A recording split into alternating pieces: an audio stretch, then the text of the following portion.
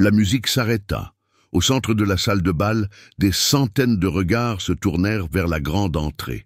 Elle se tenait là, enceinte de 6 mois, rayonnante sous la lumière du lustre. Mais ce ne fut pas seulement son arrivée qui brisa l'atmosphère. Ce fut l'homme à ses côtés, une légende, un fantôme, la dernière personne que quiconque s'attendait à revoir. Et David Fournier laissa tomber son verre avant même qu'elle n'ait prononcé un mot. Cela aurait dû être sa soirée. Le gala des bâtisseurs du futur, une célébration annuelle de l'innovation, du pouvoir et de la richesse. Les flashs crépitaient, le champagne coulait à flot, et David Fournier, milliardaire de la tech et magnate autodidacte, se tenait fièrement sous les projecteurs. À son bras, Sophie Lambert, jeune, éblouissante, dangereuse. Elle n'était pas seulement sa cavalière, elle était sa déclaration de liberté, de pouvoir, de contrôle.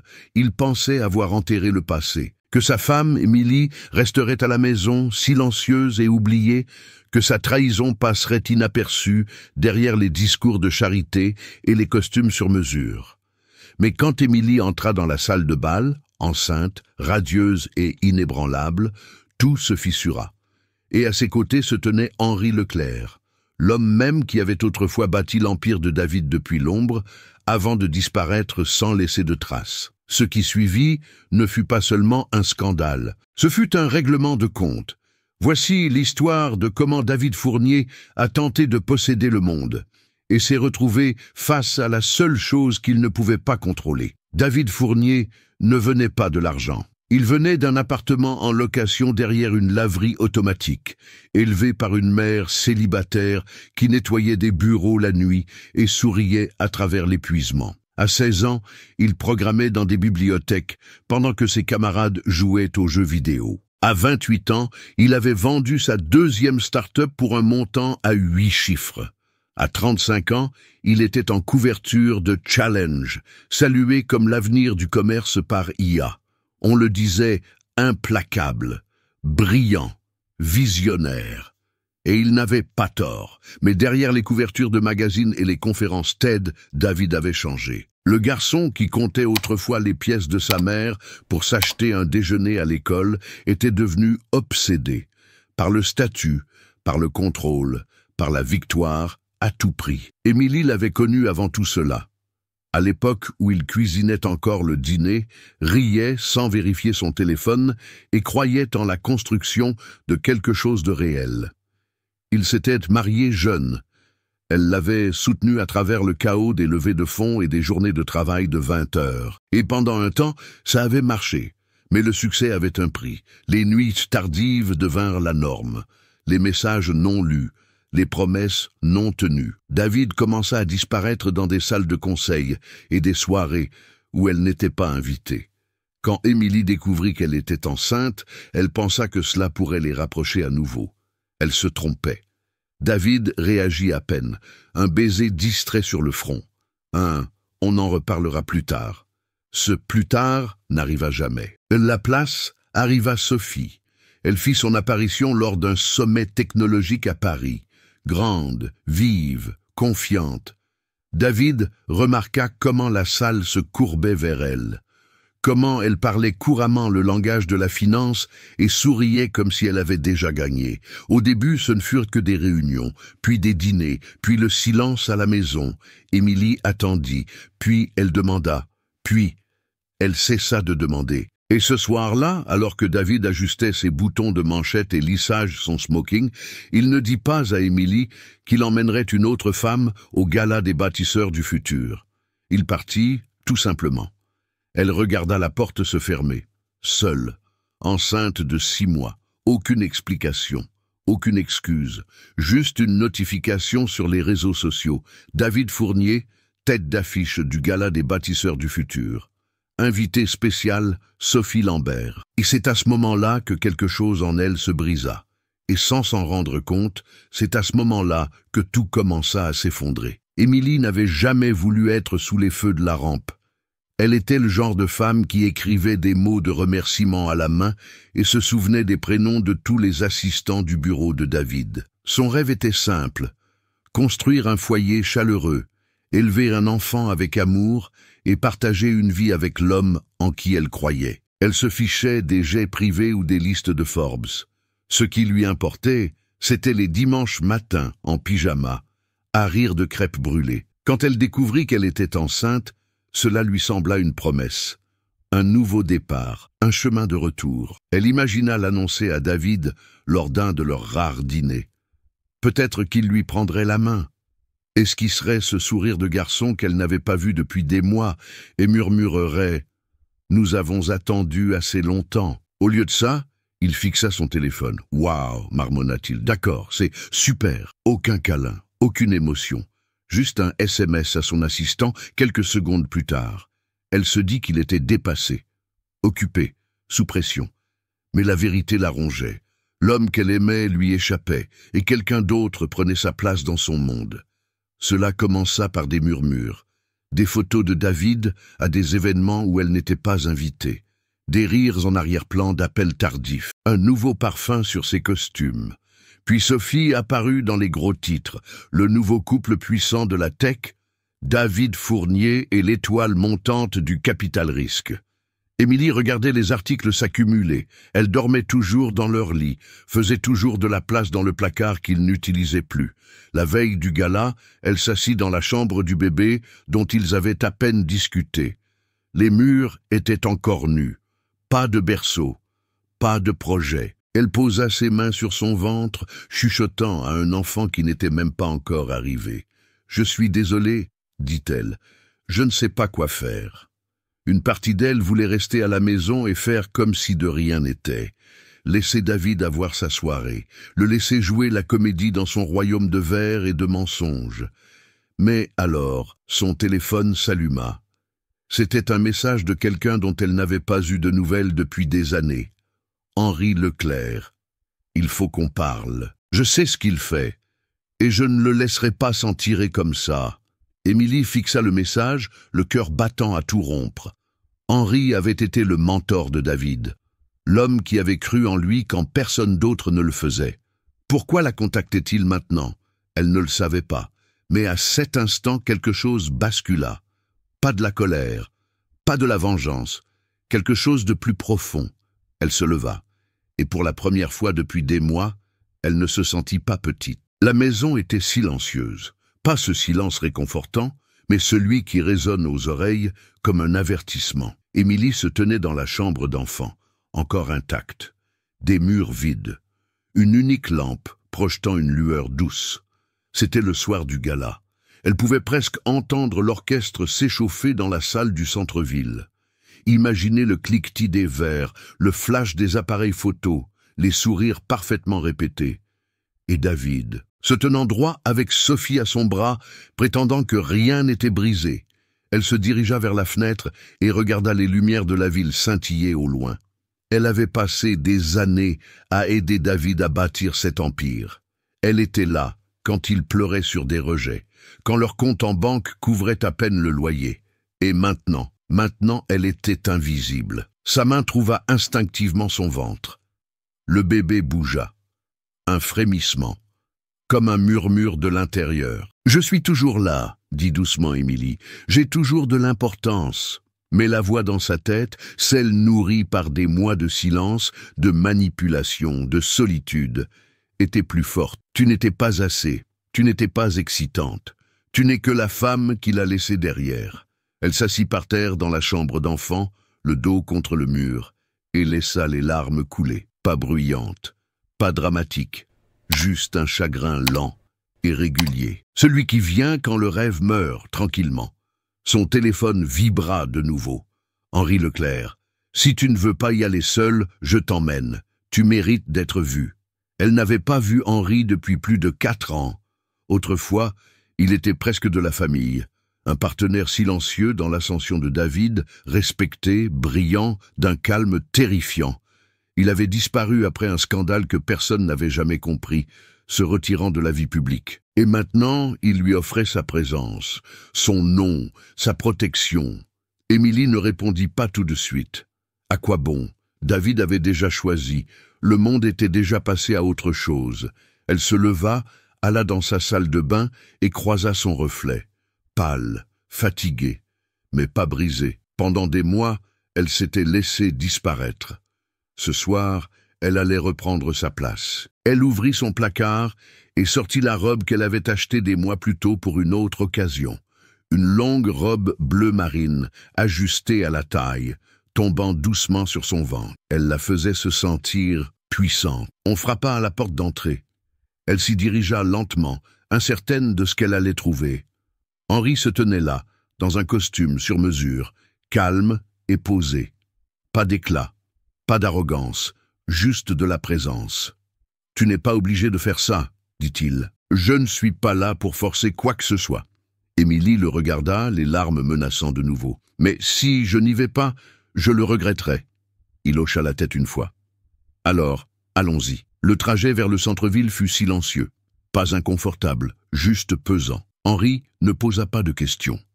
Il n'en avait pas besoin. Quand ils arrivèrent, les photographes tournèrent immédiatement leur attention vers la voiture inconnue qui s'arrêtait devant l'entrée bordée de velours. Et quand Émilie sortit, élégante, enceinte, posée, le silence tomba sur la foule. Mais alors, Henri sortit derrière elle. Les murmures se transformèrent en chaos. Les appareils photos crépitèrent. Les voix s'élevèrent. « C'est Henri Leclerc? Pourquoi est-elle avec lui? Où est David ?» Émilie ne broncha pas. Elle prit le bras d'Henri et avança. Chaque pas, une reconquête. Quelque part à l'intérieur, David riait, trinquait, paradait. Mais cela était sur le point de se terminer. Et vous? Vous êtes-vous déjà tenu en silence, regardant quelqu'un vous effacer comme si vous n'aviez jamais compté? Dites-le-moi dans les commentaires. Parfois, votre histoire pourrait être celle qui aide quelqu'un d'autre à rester debout. Parce que peu importe à quel point le monde vous fait sentir invisible, vous êtes toujours là. Et vous avez toujours de l'importance. Au moment où elle entra dans la salle de bal, le monde ralentit. Des centaines de visages se tournèrent. Les fourchettes se figèrent en l'air. Les conversations s'interrompirent en pleine phrase. Émilie ne les regarda pas. Elle n'avait pas besoin de leur approbation. Elle garda les yeux droits devant, le dos droit, la main posée doucement sur son ventre. Henri marchait à ses côtés, non comme un bouclier, non comme un sauveur, mais comme un rappel silencieux qu'elle n'était plus seule. Elle n'avait pas besoin de s'expliquer. Elle avait juste besoin d'être là. Et pour la première fois depuis longtemps, elle sentit ses pieds ancrés sur le sol de marbre sous elle. Pas seulement de passage, pas en train de s'estomper dans l'ombre de quelqu'un d'autre, mais présente, stable, vue. La musique reprit doucement. Les gens chuchotaient, les flashs crépitaient. Au loin, elle aperçut David. Il se figea au milieu d'une conversation. Le verre à mi-chemin de ses lèvres, les yeux écarquillés, l'expression illisible. Sophie se pencha pour dire quelque chose, mais David n'écoutait pas. Émilie inspira profondément. Pas avec colère, mais avec clarté. Il ne s'agissait pas de l'embarrasser. Il ne s'agissait pas de vengeance. Il s'agissait de sa voix, de sa dignité, de sa vérité. Elle avait passé des mois à essayer de se faire toute petite pour s'adapter à une version du mariage qui n'existait plus, essayant d'être compréhensive, patiente, silencieuse. Mais le silence ne l'avait jamais protégée. Il l'avait seulement effacée. Et maintenant, debout sous des lustres qui lui donnaient autrefois l'impression d'être petite, elle ressentit quelque chose d'inattendu, du pouvoir, pas le genre qui vient de la richesse ou de l'influence, le genre qui vient du fait de savoir qui vous êtes, même quand le monde l'oublie. Elle se pencha vers Henri et murmura « Je vais bien ». Il hocha la tête sans demander de preuves. Et tandis qu'il continuait à marcher, Émilie sentit quelque chose se desserrer dans sa poitrine, une douleur qu'elle ne savait pas qu'elle portait, un poids qu'elle avait confondu avec de l'amour. Cela ne disparut pas d'un coup, mais pour la première fois depuis des mois, elle voulait respirer à nouveau. David ne pouvait plus bouger. De l'autre côté de la pièce, il regardait sa femme enceinte entrer au bras du seul homme qu'il ne s'attendait jamais à revoir. Henri Leclerc, le fantôme de son passé, l'architecte de son succès. Sophie suivit son regard, confuse. Qui est-ce? La voix de David était à peine audible. C'est Henri. Elle fronça les sourcils. Le Henri Leclerc? Il hocha la tête une fois, les yeux rivés sur Émilie. Ils étaient à mi-chemin de la salle de bal quand Marc Dubois, un capital risqueur et ami de longue date de David, se pencha. « Tu savais qu'elle serait là ?» David ne répondit pas. Parce que non, il ne le savait pas. Il ne l'avait jamais imaginé. Émilie atteignit le cœur de la pièce. Les conversations s'arrêtèrent autour d'elle, comme des ondes dans l'eau. Elle ne croisa le regard de personne. Elle n'en avait pas besoin. Sa présence suffisait. David bougea enfin. Il s'excusa auprès du groupe, entendant à peine Sophie l'appeler, et traversa le sol comme un homme marchant vers son propre procès. Il s'arrêta à quelques mètres d'Émilie et d'Henri. Émilie le regarda. Pas avec haine, pas avec chagrin, juste de la présence. « Émilie, dit-il, David. » Henri se tenait silencieux à ses côtés, impeccablement vêtu, posé, illisible. David se tourna vers lui. « Pourquoi es-tu ici ?» La réponse d'Henri fut calme, ferme, parce qu'elle mérite d'être vue. Un silence s'installa entre eux trois, épais comme de la fumée. Le genre qui n'a pas besoin de mots pour crier. Émilie inclina légèrement la tête. « Tu as amené Sophie ce soir. » David redressa sa veste. « C'était une erreur. » Émilie hocha la tête. « Oui, mais pas la seule. » Pendant une seconde, elle crut voir quelque chose se fissurer en lui, derrière le costume parfait et le charme répété. Une lueur de quelque chose d'humain. Puis, elle disparut. Dans les coulisses, David s'appuya contre le mur de marbre du couloir, les mains tremblantes. Que venait-il de se passer? Il pensait avoir le contrôle, de la salle, du récit, de l'avenir. Mais voir Émilie comme ça, posée, imperturbable, intouchable, avait défait quelque chose qu'il ne savait pas encore en lui. Du regret, de la peur, de la culpabilité. Il n'était pas sûr. Pendant ce temps, Émilie était assise à une table tranquille à l'arrière, sirotant de l'eau. Henri à ses côtés, balayant la pièce du regard comme un échiquier. « Je ne m'attendais pas à ce qu'il s'effondre si vite », murmura-t-elle. Henri lui lança un regard. « Tu as sous-estimé ton impact. » Elle détourna les yeux.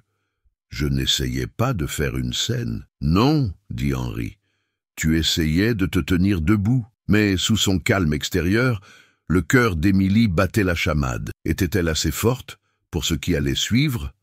Pouvait-elle tenir bon quand les excuses viendraient? Viendrait-elle? Elle ne voulait pas de lui. Mais elle voulait qu'il voie vraiment, et une partie d'elle craignait qu'il ne le fasse pas. David la trouva seule dans l'aile de la galerie, loin du bruit de la salle de bal. La lumière douce tombait sur le visage d'Émilie alors qu'elle se tenait devant un tableau, abstrait, sombre, chaotique. Ses bras étaient doucement croisés sur son ventre, comme pour protéger plus qu'elle-même. Il s'éclaircit la gorge. Elle ne se retourna pas. « Je ne m'attendais pas à ce que tu viennes, » dit-il. « Je sais. » Une pause. David s'approcha, mais pas trop. « Je n'aurais pas dû amener Sophie. » Émilie eut un petit rire, sec et creux. « Tu ne l'as pas seulement amenée, David. Tu l'as amenée dans tout. Ton image, ta vie, ton récit. Tu m'as effacé, comme si j'étais juste une note de bas de page. » Il déglutit difficilement. « J'étais perdu. » « Non, dit-elle en se tournant pour lui faire face, sa voix ferme, ses yeux clairs. « Tu n'as jamais été perdu. Tu as juste arrêté de me regarder. » Silence. David se frotta les mains, nerveux, exposé. « J'ai tout gâché, je le sais, mais je ne m'attendais pas à te voir comme ça ce soir. » « Comme ça comment ?»« Forte, dit-il, intouchable. » Elle inclina la tête. « J'ai toujours été forte, David. C'est juste que tu ne regardais pas. » Ça le frappa. Il baissa les yeux. Un instant, il parut petit. Elle chercha dans sa pochette et lui tendit une enveloppe. « Qu'est-ce que c'est ?»« Les papiers du divorce. Déjà examinés. Rien de dramatique. Je ne suis pas là pour te détruire. » Il l'ouvrit, parcourut la première page, puis s'arrêta. « Tu ne demandes pas grand-chose. Je n'ai pas besoin de grand-chose, juste la paix. » David hocha lentement la tête, puis murmura. « Tu me détestes ?»« Non. » dit doucement Émilie, « j'ai pitié de toi. » Ses yeux brillèrent, juste une seconde. Elle continua, « Tu as bâti cet empire, ce personnage, mais quelque part en chemin, tu as perdu l'homme qui m'apportait du café à minuit et riait de mes mauvaises blagues. » Il laissa échapper un souffle. « Tu sais qu'Henri est venu me voir la semaine dernière, » ajouta-t-elle. « Il a dit qu'il t'avait vu en réunion, traitant les gens comme des pions. Il a dit que tu devenais le genre d'homme dans lequel il n'aurait jamais voulu investir. La mâchoire de David se serra. Et maintenant, il investit en toi. Elle ne répondit pas. Elle n'en avait pas besoin. Parce qu'il ne s'agissait pas de savoir avec qui elle était. Il s'agissait de savoir qui elle était devenue. Et David le savait. Ce n'était pas une rupture temporaire, c'était la fin d'un chapitre. « Je suis désolé, Émilie, » dit-il, les mots tremblants en sortant de lui. « Je sais, » répondit-elle. Puis, après une pause, « J'espère que tu trouveras comment t'aimer à nouveau, pour ton bien et pour le sien. » Sa main toucha son ventre une dernière fois, puis elle se retourna et s'éloigna, laissant David dans la galerie, entouré de couleurs fracturées et de silence. Le même silence qu'il avait autrefois utilisé comme une arme, lui revenant maintenant en écho. Les mois passèrent, les gros titres s'estompèrent, le bruit se calma, le monde passa à autre chose. Mais quelque chose en Émilie avait changé de façon permanente. Elle n'était pas seulement la femme que David avait laissée derrière lui. Elle était la femme qui s'était levée, qui s'était montrée et qui était partie selon ses propres termes. Elle donna naissance à un petit garçon, Léo, un mardi matin pluvieux. Henri était là, ne lui tenant pas la main, ne faisant pas de grandes déclarations, juste présent, silencieux, stable. David vint lui rendre visite une semaine plus tard. Il tenait son fils comme s'il tenait quelque chose de sacré, et pour la première fois, Émilie vit en lui une autre sorte de douceur. Une douceur non pas enracinée dans le charme, mais dans l'humilité. Ils ne parlèrent pas du passé. Ils n'en avaient pas besoin. Certaines choses ne pouvaient pas être réparées. Mais certaines choses, comme être là pour son enfant, pouvaient encore être choisies. Émilie reconstruisit sa vie, non pas avec drame ou vengeance, mais avec intention. Elle commença à travailler avec des femmes confrontées à des grossesses à risque et à un abandon émotionnel. Elle transforma sa douleur en quelque chose d'utile. Et dans ce processus, elle trouva quelque chose d'inattendu. Elle-même. La version d'elle qui n'avait jamais eu besoin d'un homme pour la valider. Celle qui connaissait sa valeur même quand le monde l'oubliait. Parce que parfois, ce qui vous brise n'est pas la trahison. C'est d'oublier qui vous êtes en essayant d'être ce que quelqu'un d'autre veut. Et la chose la plus puissante que vous puissiez jamais reconquérir, c'est votre voix. Peut-être y êtes-vous passé aussi, debout dans les ruines de quelque chose qui semblait autrefois inébranlable, vous demandant si c'était de votre faute, vous demandant si recommencer est même possible. Mais écoutez attentivement, vous n'êtes pas les morceaux que quelqu'un d'autre a laissés derrière. Vous êtes celui qui choisit ce qui se passe ensuite. Si cette histoire vous a touché, laissez un like. Et si vous avez déjà dû vous reconstruire après que quelqu'un ait essayé de vous effacer, partagez votre histoire dans les commentaires. Vous ne savez jamais qui pourrait avoir besoin d'entendre vos mots ce soir. Et si vous croyez en la guérison, aux secondes chances et aux histoires qui comptent, abonnez-vous. Il y a tellement d'autres voyages à raconter. Et l'un d'eux pourrait être le vôtre.